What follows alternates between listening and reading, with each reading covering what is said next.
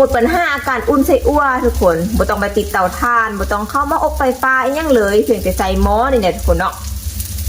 หม้อแบบนี้เปิดแก๊สหรือว่าเป็นหม้อแดงก็ได้ทุกคนเนาะตัดเป็นท่อนทุกคนแต่ว่าต้องตัดเป็นท่อนเนาะแล้วก็เอาลงเลยแบบนี้ทุกคน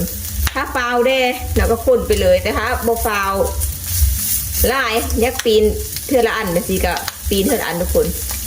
มันจะได้ความแซ่บที่แตกต่างเนาะแล้วก็ไส้อั่วนี่ก็ขึ้นกับเจ้าใดที่แบบอยากใช้แน่ๆในเฮาบอหรือว่าเจ้าใดที่บอเน้นสีเนาะให้มากินแบบกรอบๆนะแบบต้องลองแบบนี้เลยเด้อสำหรับการอุ่นไส้อั่วตัดเป็นทอนเฉลี่ยงทอนซื้อทอนตังเนาะแล้วแต่ความสะดวกของเฮาว่าเฮาจะมักแบบใดมักทอดแบบใดบ่ต้องใส่น้ำมันก็ได้ทุกคนเนาะหรือให้มักแบบยัดทอดสินะก็ใส่แต่ว่าไส้อั่วแบบนี้นะเนาะไส้อั่วเครื่องเขาจะนะเนาะมันก็จะมีความมันอยู่แล้วเนาะเพราะฉะนั้นบ่จำเป็นต้องใส่น้ำมันเพิ่ม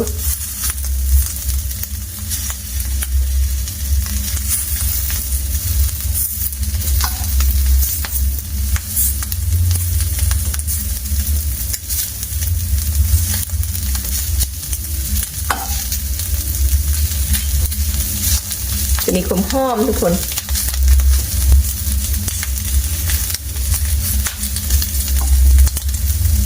เห็นบอกความหอมนี้ส่วนในยากกินเขาที่สุดเลยทุกคนก็คือเขาไปซื้อไส้อั่วมาเนาะแล้วเขาก็จะแบบอุ่นแล้วก็จะอบละลาเนาะอบละลาแล้วเขาโบค่ากินมันอบเลยบ่ได้ต้องกินแบบต้องแบบสุกๆกรอบๆนะสำหรับเขาเนาะทุกคนนี่คือไส้อั่วที่เราซื้อมาเนาะนี่มันจะเป็นแบบนี้เนาะเราก็จะมาหั่นเป็นทอนตัวนี้เอาใส่หม้อเขาดึงแล้วตักขึ้นมาถือเก้าเพราะว่าอย่างพอจะให้อัดคลิปให้ทุกคนได้เห็นนะเห็นไหมอันนี้ก็คือว่าเป็นอันเลวแล้วทุกคนเนาะตักใส่จานกินเลยเลยกรอบๆเลยทุกคนกรอบๆเลย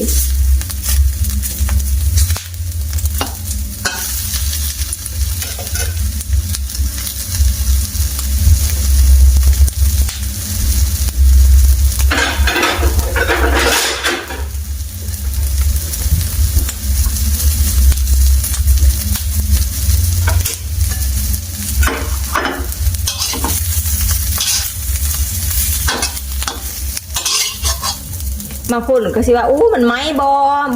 ไม้ทุกคนเด้อเนาะแบบนี้กำลังกรอบสำหรับใส่กรอกใส่อั่วเครื่องหรือว่าใส่กรอกอีสานกับโบแมนนะเพราะใส่กรอกอีสานจะส้มเนี่ยเห็นบ่จะได้ใส่อั่วเครื่องแบบนี้กรอบๆเลยแซ่บสุดใจเนาะหรือว่าเป็นว่าเป็นการอุ่นใส่กรอกที่ไวเนาะแล้วก็ตัวนี้ก็ขึ้นกับผมหมักของไผ่ของลาวทุกคนแต่เขากินแบบกรอบๆเนาะที่ว่าดำแบบนี้ได้เขากับโบกินเนาะทุกคนแบบนี้เนาะแต่ว่าจะได้ความหอมความกรอบเลยทุกคนเด้อถ้าเห็นแบบนี้ไส้อั่วแซ่บๆจ้าการอุ่นไส้อั่ว